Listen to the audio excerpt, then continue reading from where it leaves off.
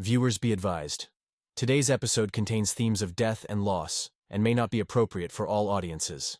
It wasn't me that failed. And it took a really long time for me to come to terms with that. And, a lot of talking with therapists and talking with other women who had gone through this.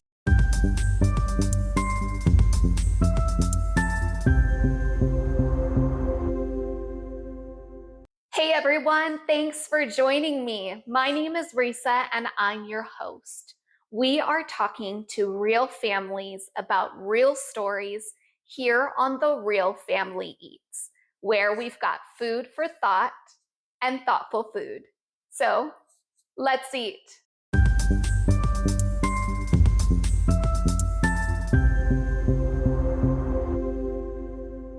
Hey everyone, so my guest today is Jillian. Jillian, thank you so much for being willing to chat with us today. I'm so excited to hear about your story and for the recipe, so thank you for being on our show today. Yeah, no problem, Reesa. It's great to be here with you guys today. Wonderful. So for those that don't know you like I know you, can you introduce yourself for me and kind of a little bit about yourself?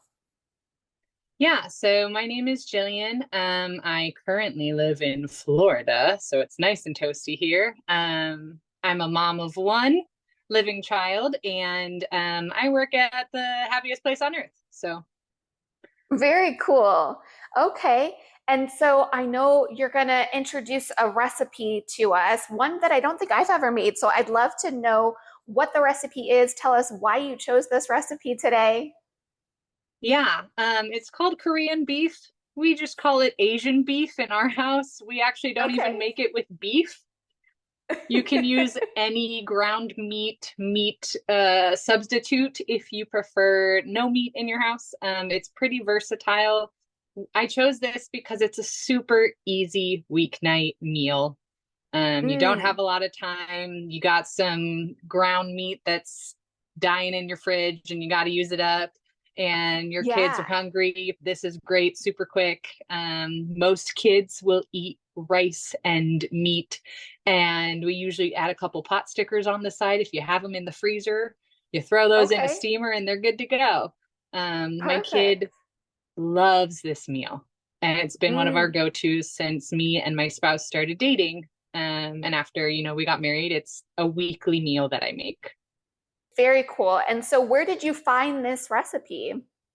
I found it online. I just searched Korean beef and this one popped up. It was a great one. If you're counting calories, I think it's technically paleo and keto and a whole bunch of other things if you modify it a little bit. But we can add the website in later. But I grew up eating tons of different cultural foods. And so I was craving Asian food one night and I was like, we got some ground beef in the fridge. Let's see if we can use that up. Wonderful. And yes, we will absolutely have the link to the recipe that Jillian has shared with us in our show notes. So you can definitely check it out there. Okay. So talk me through, I think I've got all the ingredients. What am I starting with today? You start with a little bit of either sesame oil or any oil, honestly, that you have on hand in your pan. And you're just going to start that warming up. You don't want to get it too hot. I usually do it about on a medium. I measure approximate amounts. Love it. I do a lot of measuring with my heart, not a whole lot of measuring based off of measurements. I feel that very much so. It feels like it's good. Right? It feels like this is the correct amount. Let's go with that.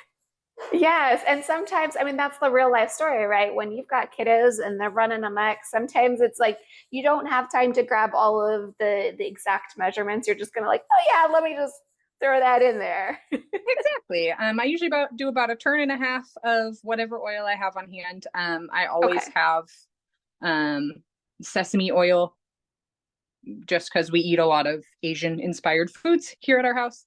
So I always have that on hand. So I'm going to start mine warming up at about like a medium, almost a medium high.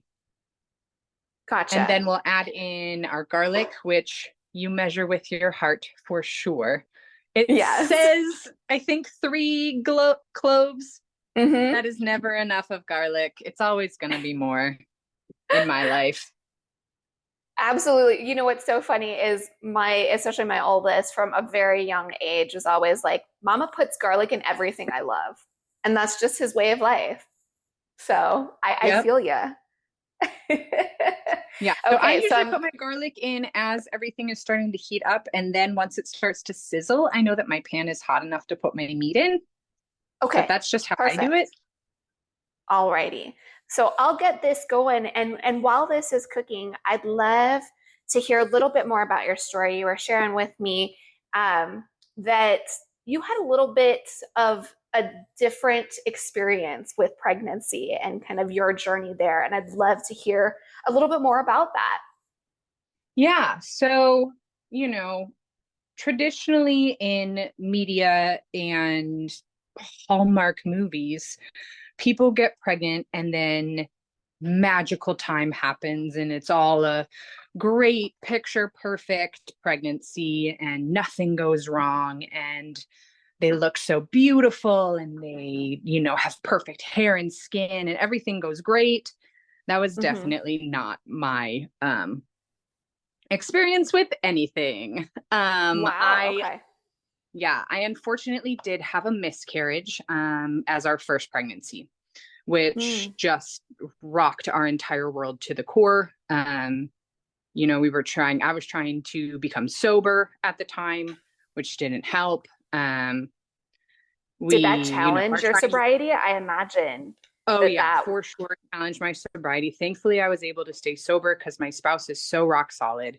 But we spent a lot of days just crying, and that is okay. Yeah. I mean, that's a loss. That's a big old loss, right? Oh, and yeah. I think what you just said there, that sometimes that's all you can do is just sit there and mourn that loss. And exactly. But it doesn't mean that you're doing something wrong. Yeah, exactly. And so, when we did get pregnant the second time, we were so excited and so just joyful. And then the issue started about 6 weeks after we found out we were pregnant. So we were probably about 9 to 10 weeks along. I started bleeding, which of course is not what anyone wants to have after they've had a miscarriage. And so I, of course, immediately went to the doctor and I was like, what's going on? And they were like, let's take, ultrasound, some tests. You may be having a miscarriage. It's, it's still pretty early in your pregnancy. And that's when they officially diagnosed me with what's called a bicornuate uterus. So basically I have 2 cervixes that meet down to 1 or 2 uteruses, like 2 halves of a uterus that meet down to 1 cervix. Oh, wow. Yeah. And the 2 halves of the uterus weren't talking to each other. So it looks kind of like a heart-shaped balloon almost. Okay. And the 2 halves weren't talking to each other. So the 1 half that didn't have our embryo in it decided that it was time to have a period. Gotcha. And the other side was like, no, there's an embryo in here. Stop. Yeah, we're doing something in here. Pregnant. And so my body, for the entire pregnancy, almost every 4 weeks, decided it was time to bleed.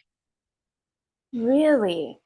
Goodness. Which, of course, no woman wants to see. You're not supposed to get a period while you're pregnant. It's one of the perks that come along with pregnancy is you don't have to deal with that. Yeah. Did you, now having gone through your miscarriage, and even though the doctor's telling you, hey, this is what's happening, every 4 weeks when you're getting that bleeding, what was going on through your brain? I'd love to kind of your anxiety immediately goes through the roof and all rational thought leaves. And you stop everything you're doing and go to the doctor. and they think you're crazy because you're in there all the time. But you just have to say, for my mental health, this is what I need. And thankfully I had a super awesome doctor who, even though he thought I was crazy for wanting to be in there all the time and getting numerous ultrasounds and paying way more than you probably should during a pregnancy, I was like, this is what I need for my mental health. I need to make sure that that heartbeat is still there. How did you, so I feel like so many parents that I talk to, you know, there's that apprehension, that fear to kind of advocate for yourself, especially in a doctor's office, because it can be really intimidating, really scary, you know, and if they're telling you, oh, this is not necessary, you know, there can be a real propensity to kind of, okay, well, I guess I just have to like quiet this anxiety. Like, I'm so curious about what kind of shifted for you that you were like, no, like I am 100% advocating for myself, because that is so amazingly awesome. I had an amazing medical team who, even though they kept saying, you know, for your type of uterus, this is unfortunately normal. I said, I don't care if this is normal. It doesn't feel normal to me. Yes. And from what I've seen in society, and from what I've seen in movies, and from everything I'm reading online, this shouldn't be happening. And I don't care that I'm a special case. I want to be treated as though this is not normal. And so they just kind of had to listen to, I can understand that, yes, this is normal for me, but my brain can't comprehend this. Yeah. Because I, one, can't trust my body because it failed the first time we tried this. So there is a lack of trust between my brain and my body to be able to do the right thing. And there is a lack of trust between my brain and itself to know that this is normal for me. So I just need to be able to visually see that there is a heartbeat on that monitor until this happens again and all rational thought leaves my brain. Yeah. I heard you mention in there kind of the feeling that my body has failed me. Would you be willing to talk a little bit more about that and that narrative that was going on for you? Oh yeah. I mean, being part of the 1 in 4 club, which is not a club that any woman should ever have to be a part of. You know, 1 in 4 women will go through a miscarriage in their life. It breaks all trust between your brain and your body. Of how can I trust my body to be able to do what it is supposed to be able to do based off of science and thousands of years of women giving birth to babies. That why can't mine do that? Like, what is wrong with me, and why did my body fail at something that comes so naturally to so many other women? And I had to remind myself that, you know, I'm not broken. My body's not broken. This one just didn't work out. It's like any job or any, you know, pair of shoes or dress. Like, this one just didn't fit for me. It didn't work for me. This one time I didn't do anything wrong. I did not fail. My body did not inherently fail. This just didn't work out. And it could have been something with the embryo, or, you know, something that happened in the pregnancy itself that we don't know. But it wasn't me that failed. And it took a really long time for me to come to terms with that. And, you know, a lot of talking with therapists and talking with other women who had gone through this, and inherently being like, you weren't the one that failed. The pregnancy itself failed. Yeah.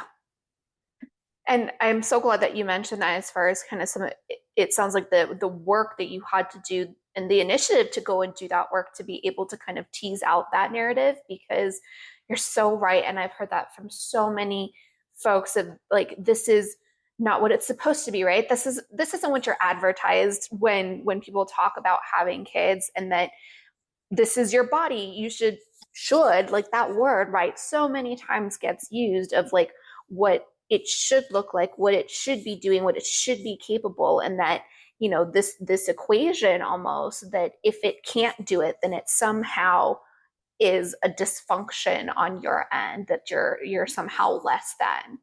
And Yeah. And gosh, to hear kind of that you were able to tease out that narrative is huge, because I know there's so many other mothers out there that maybe are struggling to do just that. Yeah, it's crazy how alone you can feel when you don't know that other people around you are going through the exact same thing. Mm-hmm. You know, you feel very alone when all of a sudden they're like, your pregnancy is no longer there. You know, that heartbeat isn't there anymore, that it just stopped. And you know, your world is shattered, and you feel completely alone, and you forget you have someone right there who's going through it with you, your spouse or your partner, mm-hmm. or your significant other. And also that if you count 4 women, one of those women have also gone through it. Wow. Statistically speaking. So it's like, yeah. But society has put such a stigma on talking about miscarriages and pregnancy loss and infertility and all these other things, that it's like, you don't feel like you can talk about it because we're not supposed to. It's not the pretty part of pregnancy that everyone wants to hear about. We want to hear about the baby showers and the, you know, the pretty things of your hair's growing and your cute belly and the cute dresses and the getting ready for the baby. And it's like, no, I want to hear about the ugly parts of your pregnancy, because I had an ugly pregnancy. Yeah, absolutely. And I think you made a great point, and I do want to make sure to like take a moment and highlight that, you know, you had a partner that was also experiencing that. You know, I know I just mentioned kind of moms out there, that also very much can affect the partner as well, male partners included. Yeah. I do want to take a moment to mention that, because sometimes there can be some of those feelings as well that are hidden, right? That if for whatever reason there are fertility issues, that can also impact just as much. And there's a very real story there for the partner as well. And so I just wanted to, I thank you for mentioning that, because you're so right. Oh yeah. Because, you know, everyone views male presenting partners as the strong, dominant household, head of household, you know, and they don't give them space to grieve, because dads lose babies too. Absolutely. And no one talks about that. It's always, oh, but the mom was carrying the pregnancy. Yes, my body carried a pregnancy, but his heart was just as full of love and excitement as mine was. And it's hurting just as much, if not more, because not only does he hurt, he has to watch his partner hurt and go through that same amount of hurt that he's feeling, and he can do nothing to help it. And also, you know, female presenting partners who, you know, may have contributed to their spouse's pregnancy, they hurt just as much as well. Yeah. And I think what you mentioned there is, you know, it's for everybody. There's some sort of hurt. It may look different. It may present differently. Because that's another piece that, you know, for some, it may present in those tears and that crying. For others, it may present in anger and in disconnect and like a shutdown almost.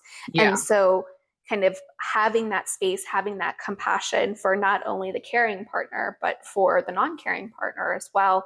That those are very real things that, as you mentioned, don't get talked about enough, because there is this facade, right, that I feel like has been handed down generation after generation of, this is what we need to survive. We've got to paint this picture that this is amazing so that people want to do it.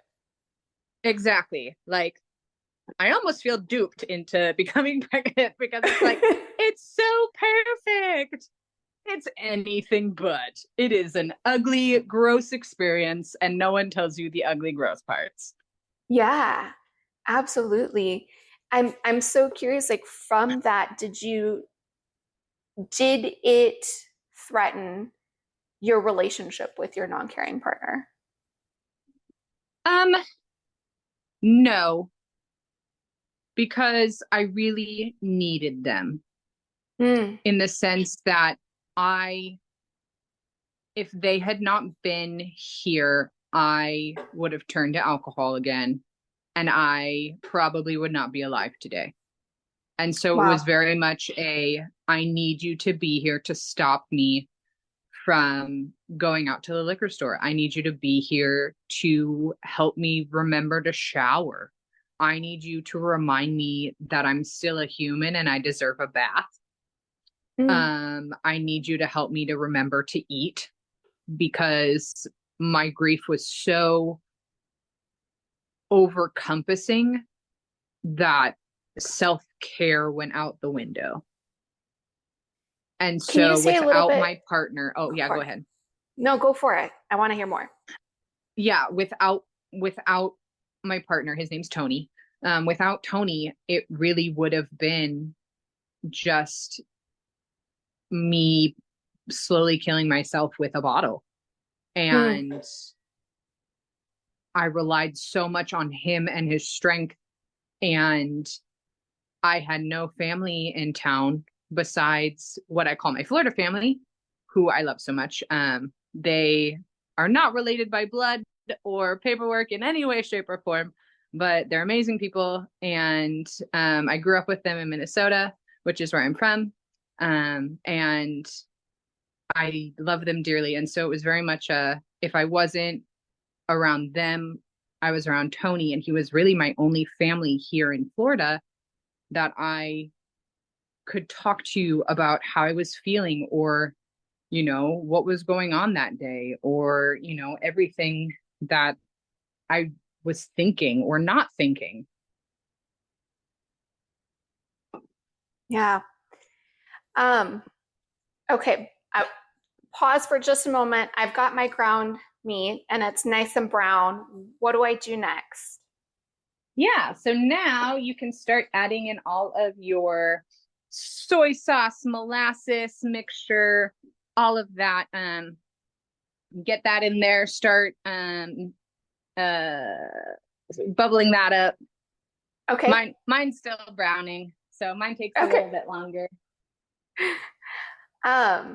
Perfect. So I'll keep mixing. I wanted to take a moment and ask you, because you said something that I think is super powerful in what you just mentioned, that I wanted to circle back to, and that's just the phrase that I deserve a bath.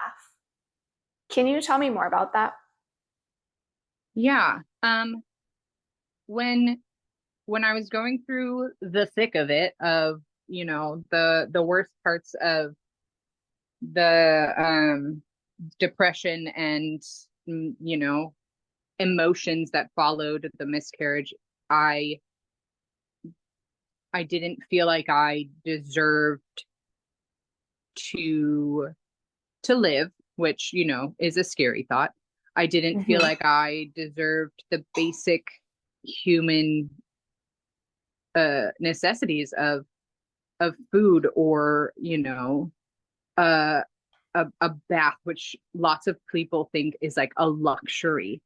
Like, we all shower and we all, wash ourselves, but to sit down and have like a bubble bath with, a glass of sparkling whatever and a book or watch a movie on a device and just soak in a bathtub. I was like, I don't want that, and nor do I feel like I deserve that, because how could someone who failed, again, it all circles back to me having to deal with the fact that I felt I failed at something that is so ingrained in our society that every woman should be able to do this, that if I failed at this, why should I deserve something that, you know, everybody should be able to have? And so he had to remind me that, no, you're also human. You deserve to eat ice cream for dinner. You deserve to make those goofy choices that, you know, you want to make. Of, you want to take a bubble bath, okay, you deserve to take a bath. And I think we punish ourselves when we intrinsically fail at something that should come so naturally to us. We go down the road of punishment because we don't know how to forgive ourselves as human beings. And there is that sense of, I have to be able to forgive myself. And it took a lot of bubble baths. I'm not gonna lie. Yeah. It took a lot of bubble baths. But we got there eventually. There's still days that, you know, you have to remember that, you know, I'm still human. We still make mistakes. Absolutely. And what I really appreciate, and why I'm so thankful that you were willing to even talk a little bit more about that, is because you're so absolutely right. I've heard that so many times, kind of this idea of that your brain can be really good at convincing you of some of these narratives, like you're saying, that hey, I deserve this punishment. This is, you know, I don't get to have this luxury, like you said, of a bath. Like that's for people who didn't fail. And to kind of have even just that thing that so many people do take for granted. I don't know that people would look at a bath and go like, oh, this is something that my brain might try to convince me I'm not deserving of. But it is, gosh, when you're in it, like you said, and those are the thoughts that are going on, it can be very, very difficult to remind yourself otherwise. Oh yeah. Real quick pause. If you haven't already, start your rice in your rice cooker or Instapot. Yes. I always measure mine with my knuckles or fingers. I am but we absolutely do the finger measure. I mean, granted, that's how I was taught by my Filipino family, so that's what we do. Yeah. Yes, I have my rice. That one I made sure was in there cooking. Nice. Thank you for the reminder. But yeah, so you know, yeah. we did that. But yeah, back to, you know, ugly pregnancies, because it didn't just stop with the bleeding. Okay. And the mental health part of that, it continued to get ugly as we got to the physical pregnancy part of, okay, you know, you make a birth plan and your medical team tries to follow it as closely as possible. Well, we got closer to our pregnancy deadline, and they were like, he's breech and it is not safe for us to turn him. Okay. So C-section it is. Cool. Wasn't on my birth plan. Yeah. Did that feel scary? Like that news, like when they came in and they told you that, I just can only imagine all the thoughts that are happening in that moment. It was definitely scary. It was something that we had talked about as a possibility, because thankfully my birth team had said, you know, hey, with your uterus, you know, this, and this could end up being a possibility. We had talked about it. Was it our first choice? No. Nobody's first choice is to, you know, get cut open and have a huge scar for the rest of their life. But so was it scary? Yes. Were we completely blindsided? No. We had Gotcha. talked Okay. about it and said, if it is the case that we do need a C-section, then with some other medical stuff both I and my spouse are dealing with, we should probably just tie my tubes at the same time, because after this crazy pregnancy of bleeding all the time, I do not want to birth another human being. No, thank you. Was that a And that difficult way, decision to come to? huh? Was that a difficult decision to come to? Not super hard to come to. I'm adopted, and so for me, adoption was never out of the picture. It's who better to adopt a child than an adopted child. Yeah. I'm always down to adopt 5 million children. I'd love to have a couple more kids running around if the cards work out and everything goes perfectly. I'd like maybe 1 or 2 more running around, but it's not cheap, and I know that. Absolutely. And it's not always in the cards for people either. But so it was something of both with some medical stuff for me, some medical stuff for my spouse. We were like, let's just have 1 pregnancy. That makes it, and that would be great. Okay. So, that was news for us. And then right after Hurricane Ian down here in Florida, I started feeling gross the next morning. We had no power at our house. We were at my Florida family's house for the day. And I was like, I don't feel great. And I have not felt this baby kick in a while.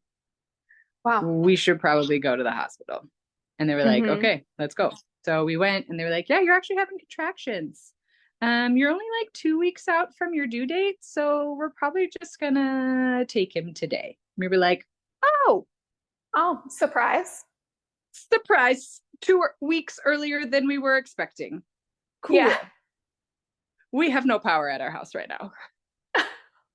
Awesome. Oh my goodness. We love this. Yeah. And we had already decided on his name, Ian, way ahead of this hurricane that was named Ian. Oh my goodness, I didn't even draw the connection. Yep. So we were like, great, this is awesome. And they're like, so when was the last time you ate? And we were like, well, we ate breakfast like 2 hours ago. And they're like, okay, we have to wait about 6 hours. And I was like, you're kidding. Ooh. Yeah. So now we have this anxiety where we're calling people, letting them know, like, hey, can you check on the house? Can you check on the freezer? Make sure nothing's dripping. Like, trying to coordinate someone making sure that we end up with power eventually in our house. Thankfully, our dog was with our Florida family. Like, nothing's going the way I want it to. We weren't expecting our baby to come today. We get into the OR, and they start the procedure, and all of a sudden I hear the surgeon say, get somebody else in here. And my heart dropped. Oh my goodness. And I was like, what's going on? Like, my dad has a biomedical engineering degree. My grandfather was a colon and rectal surgeon. I've been around enough medical stuff to know that when the surgeon calls in an extra pair of hands, it's never a good reason. And they're like, he's stuck in your incision. His head is stuck inside your body. Oh my goodness. Oh, great. So awesome. So I find out later from my spouse that the doctor is literally 1 leg up on the table trying to pull my child out of my incision. Oh my goodness. And thankfully, they finally get him out. And all of a sudden, my baby is whisked away. Not chest to chest like we had talked about. And my spouse leaves my side. I am stuck prone on my back I can't turn my head. Like, I can't see anything behind me. And I am literally screaming, what is going on? I find out from the anesthesiologist. Left alone. Yeah. I'm completely left alone with my anesthesiologist, and the surgeons basically told nothing. There's like noises coming from the other side of the curtain. I can't hear anything behind me. I'm also half deaf, so that doesn't help anything that I can't hear anything going on. But I find out later, Ian he was a nuchal cord times 3. So his umbilical cord was wrapped 3 times around his neck and he was not breathing. Wow. So not only did we have this crazy pregnancy, our birth has now had nothing the way we want it to. My kid isn't breathing and no one's telling me anything. What's going on? So incredibly scary. They finally get him breathing. They get the little CPAP on him. He's not taking good breaths. I don't get him on me for the next, 15 minutes. It feels like eternity, of course. And so finally they bring him over and, you're crying and, you see your baby for the first time and it's the best thing ever. But it's just such a horror show leading up to that moment that nobody talks about. Yeah. All we see are those pretty pregnancies that go perfect to plan. I had 2 pushes and they were out and it was perfect. And then we cut the cord and I immediately started breastfeeding and it was great. Yeah, it's not always great.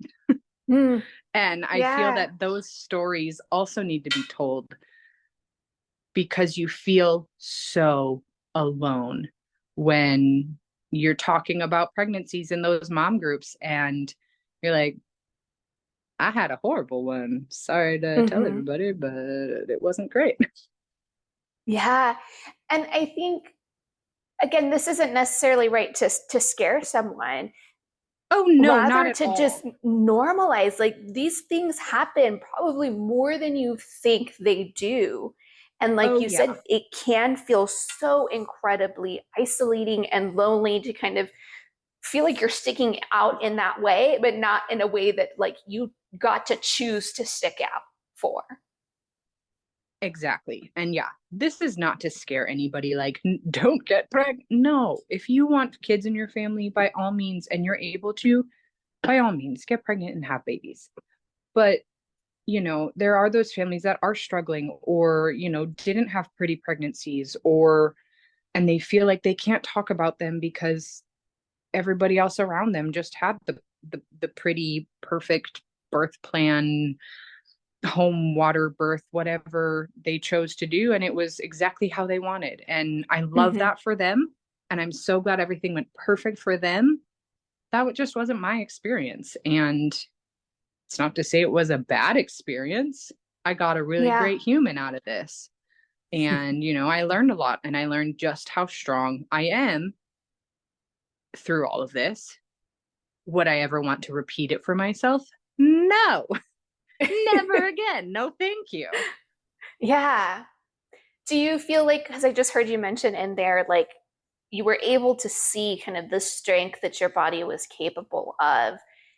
Did that shift or help shift some of that narrative from that failing, the feeling of failure, to look at what I did? Yeah, because, I ended up having a super awesome human and being able to say, I did it. I did grow a human and I was able to bring life into this world, even if it wasn't perfect. And that did help with some of the narrative of I failed because I didn't fail this time, and he ended up being really awesome. So absolutely.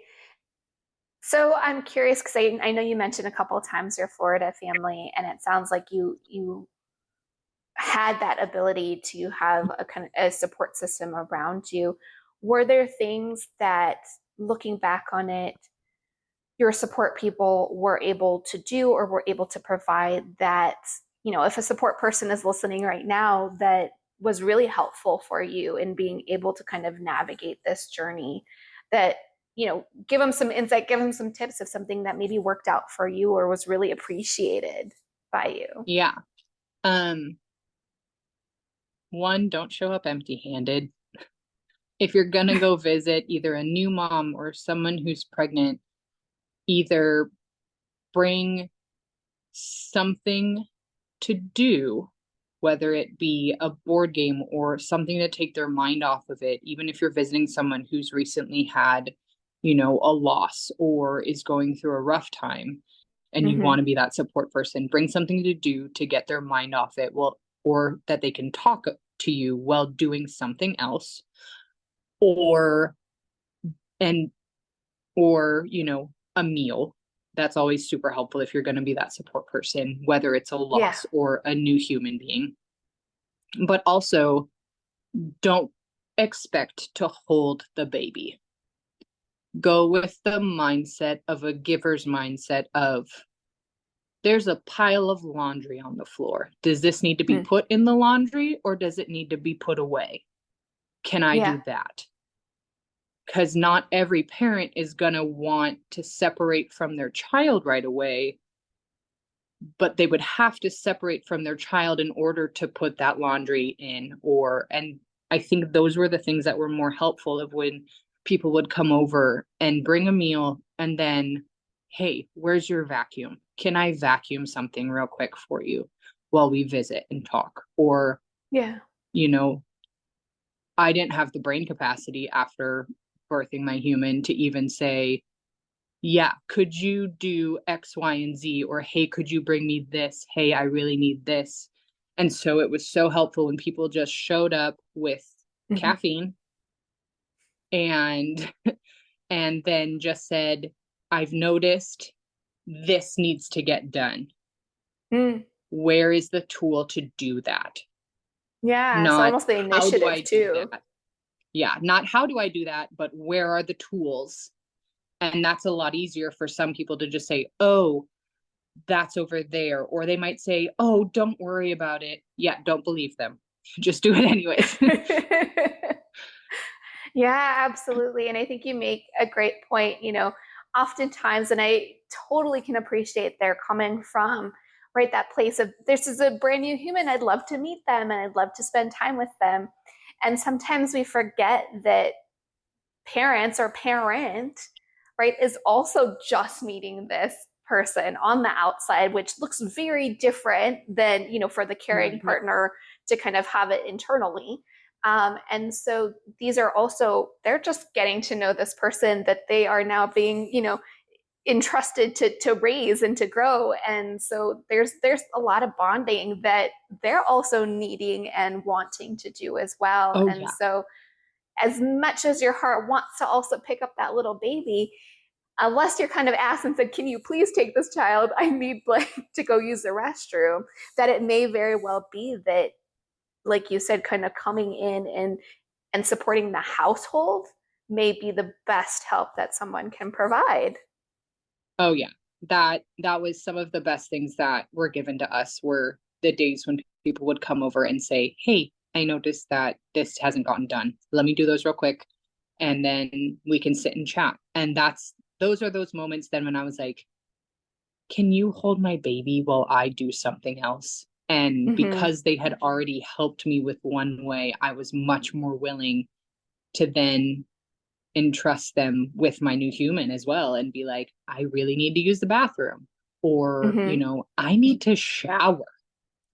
I need to, take a walk outside. Can you just watch my human so they don't die? Thanks. Absolutely. So true. I'm so curious, like, if you could kind of go back in time, is there anything that you might tell yourself in order to prepare as best you can for kind of that journey, or anything that you would offer to anyone else who might be walking a similar looking journey? I think that, one, it is okay to cry. They are just extras. It's not sadness. It's not happiness. It's not a bad thing. It's not a good thing. It's just extras. It's just your body's way of a release. And people so often see crying as a bad thing, or it's not strong, or it's not, insert taboo subject here. They're just extras. My mom would say that all the time of, it's okay to cry. They're just extras. Um, and because so many times it was just, I'm in the grocery store, I'm not allowed to cry about this. Cry in the bread aisle. Just do it. Yeah. You don't know these people. They're not going to see you again. Cry in the cheese. No one cares. Absolutely. But also that, you know, there's always someone who is going through the same stuff. It may not look exactly the same, and they may not show it the same way, but there is always someone out there who has either gone through it or is going through it or will go through it. And you can choose to find those people, or you could choose to be that person for the next person. It just depends on, do you want to find the people to help you, or do you just want to be alone? And I think if I had known that ahead of time, it would have been easier to go out and search for people who had gone through similar situations. And I think you make such a great point that sometimes there is that fear, whether it's a narrative in your head as far as if you ask for support, if you go and you seek that out, that it means something about you, even more, you know, kind of like we talked about, kind of that idea of failure or weakness or whatnot. And you're absolutely right that there are those barriers for a lot of people to be able to reach out that hand and ask for that help and state what their needs are, because there's so much of this conditioning that when we state our needs, we're acting selfishly, right? We're, oh, you know, you're all about what you need. Well, what about the rest of the world? It's like, goodness gracious, like, I think that there's enough for everybody's needs, like really core needs, to be met. It's that willingness, it's that compassion and that grace to be able to extend that and leave space for people that are asking for support, because it does take a lot of gumption to be able to say, actually, I do need help. Yeah. And that is not a weakness. It is a strength. It takes a very strong human to realize, hey, I can't do this all on my own. I do need help. I think it almost takes a stronger person to realize that than it does for someone who just tries to power through on their own. Were there any resources or support services that you found that were really helpful to you that maybe other people don't know about? I mean, I used a bunch of different mom apps, but one, I think it was Baby List or Baby Center. I honestly don't remember the name, but it was one that there were different like mom chat groups, and you could search by different like issues. And so I just one day typed in bicornuate uterus, and a whole group of people who had bicornuate uteruses popped up, and we were able to just chat about issues we had together. And that was amazing. I was like, I of course have deleted all my pregnancy apps because I don't plan on ever doing that again, and I don't need them anymore. But I think it was either like Baby Center or Baby List or one of those mom tracking pregnancy things that you can like get on a chat group or whatever. So don't be afraid to search different apps or, you know, groups, or even just online and say, you know, bicornuate or whatever your issue is or what your needs are, support group. You know, you never know what's going to come up. I thankfully through Disney, they have a really great system of support for like if you need to just talk to somebody, there's a number we can call. So I don't know if there's like a national number that people can call. I know that there's like the suicide prevention hotline. We called that on occasion. Yes. Sometimes you just need to talk to somebody, and it's not because, you know, you're suicidal. It might, you need someone to listen, and they do a really good job at that too. And so sometimes it's just, hey, I'm not thinking about suicide, but I definitely am not in a good place. And they can talk to you about that too. And so I think that's a great point. Yeah. Yeah. And the crisis hotlines, there's tons of different ones. There's ones for military families, there's ones for, suicide hotlines, there's ones for LGBTQ. There's, don't feel like you failed if you have to call those numbers, because you didn't fail. You're being super strong, and you're realizing that, you need to talk to somebody and you need that extra help. Yeah, absolutely. Thank you so much for sharing those. We'll definitely, again, all of those resources will be in those show notes for anybody who maybe say, hey, this resonates with me, and I would like some of that support, because you're absolutely right. It's the more we can put that word out there, the more that we can normalize asking for help, seeking out support. Hopefully, I can reach and I've said it multiple times, that dream goal of being out of a job, right? Because everybody is out and thriving and being awesome. These are some of the ways, is asking for that support, learning the skills, really unlearning maybe some of those ways of avoiding and not talking about these issues. Yeah. Yeah. Jillian, thank you so much. So I've got my ground meat, and we just put this on rice. Is that what I'm hearing? Yeah.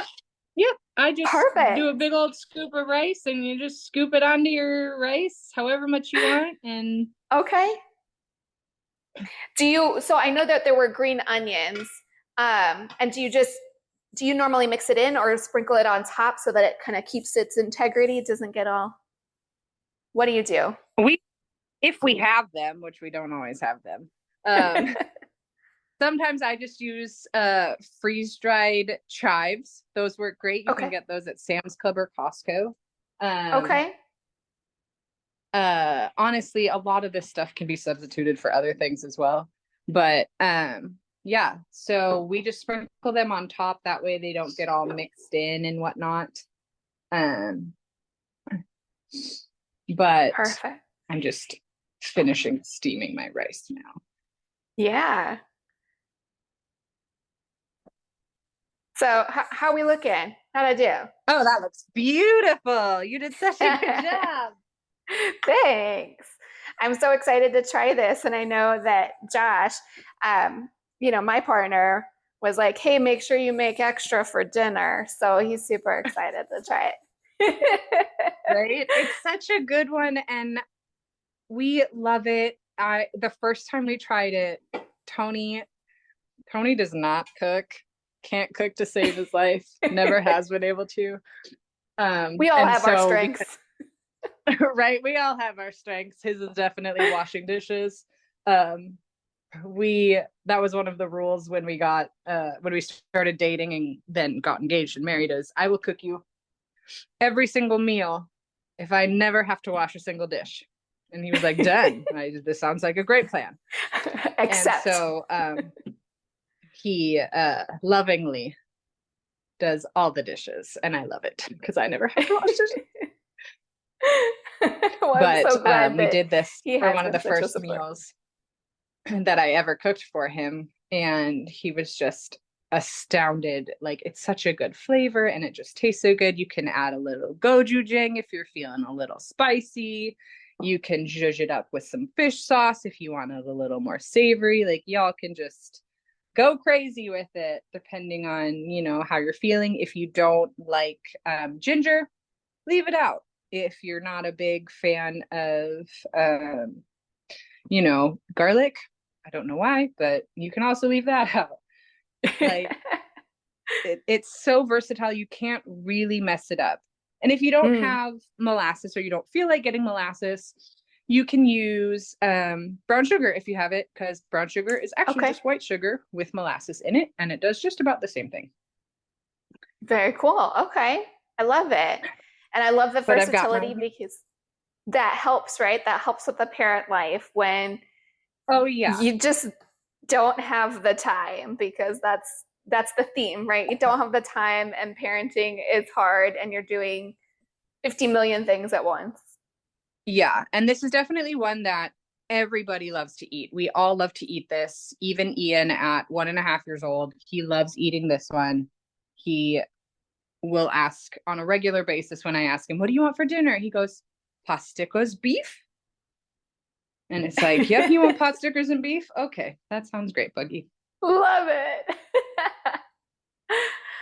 Well, thank you, Jillian, so much for being willing, one, to teach us this recipe, and two, to be willing to pull back that curtain and share your story and shine the light on these areas that, gosh, need more light and need more space and time, because they are real and they do exist. And they're incredibly scary and lonely when you're going through it and you feel all alone. Yeah. So thank you so much. And thank you for being a guest on our show. And for everyone out there watching, again, remember, check out our show notes for any of those resources, and we'll see you next time. If you or anyone that you know is struggling with any of the topics that we discussed in today's episode, make sure to check out our show notes for support and resources. You can get help. Thanks again for joining us on today's episode of The Real Family Eats. If you're a parent ready to share your real life parenting story, make sure to reach out to us in our website found in the show notes. And that goes for today's recipe, social medias, support, and resources. All of that can be found in our show notes. So make sure to check them out. And make sure to follow, like, share, subscribe, and stay up to date on all things The Real Family Eats. I hope you'll join us next time for more food for thought and thoughtful food. Enjoy your eats.